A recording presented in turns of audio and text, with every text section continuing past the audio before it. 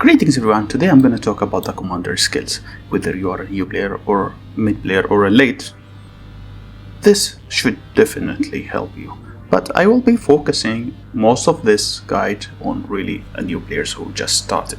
If you are in a peaceful state, even if you're not in a peaceful state, I would recommend you, and honestly, to avoid this war tree unless you're like mid-game or you actually need it. The reason is the development tree is really useful early on. For example, it starts with building speed, increases your load capacity, so when you try to harvest, and this is one of the most important skills, and I'm gonna show you later why.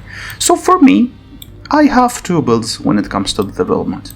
The build number one is to take the production. Go the production path and take the production and ignore the mobility. While many would disagree with that, I am someone who can't log in, for example, into the game more than once a day. Like once I finish everything and just log in once. Yeah, I understand if you are a very active player, mobility is definitely much better path, and you obviously could take the mobility recovery. But if you're busy and life takes over you, then I would recommend you to go this build, which prioritizes basically in production. You have here increased from food production, which is really extremely important early on, at least for the first 14. It's gonna boost you massively, and I'm gonna show you why. And then I went for the oil, and then went all the way, and I got the building construction. This is, by the way, level 27. We are still very early in this stage, but I have been very active with killing monsters, etc., and finishing quests, which allows me to get a lot of XP, and I am higher level than most of the players in here. Now, I will keep progressing and ignoring mobility recovery again. Again, so you don't get this wrong, this build is only exclusive for those who want to grow faster, and they are really short in time. Mobility does help you increase, like maybe it will cut into half, but if you are not using it, it's pointless. If you're not going to use your mobility, it's completely pointless. So for me, I went for the production path, and I built up to the steel production, mineral output too. Of course, since I don't have much, this is basically the current build which I am running. Okay, so what does this build actually do? I am still not even maxed out in my mining, but I would like to show you how much I am getting per hour. This is only per hour. So it's almost 100k for each of the resources, and almost 17k for the steel, and mineral is like 8k, and this is huge, believe me. Not only this is useful on this, it's basically every 1 hour I can just go and sell the resources and switch these resources with even more boosts, a commander XP or speed ups or leader badge, anything you basically wish for. This is why I prefer this build, and I always buy them and refresh with my goal so I can save. See here, I have saved a lot of fuel. This fuel, I am saving it for a purpose. When they come up with the exchange event, I will be able to just use all of them and then upgrade. Look at my commander XP, for example. I have a lot of commander XP, and all of this is basically from trading in the black market in this Martian deck. Let me show you my current rank. Even though I don't have high mobility, it's only because of the quests. Let's go to the nation ranks and commander level.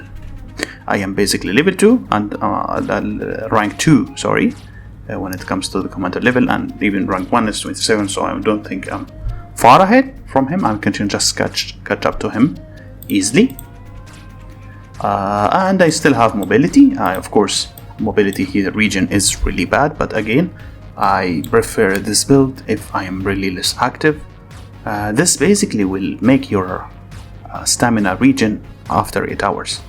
So if you can log in like 2 times, 3 times a day, it should be fine. But if I take the mobility, it will be cut in half, which means I need to log in every 4 hours, and it's something I don't have.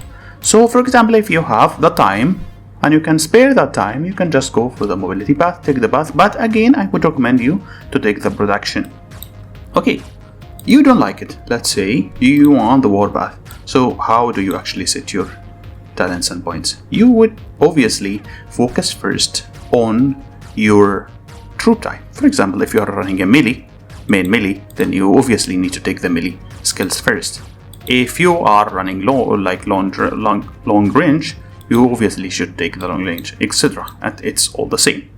When you start with something, you have to pick it. Even the health, you go for the long range defense, etc. Increase the capacity. But if you paid attention, it's all basically increases your attack. If you are in a peaceful state, try to get in a strong alliance if it's possible.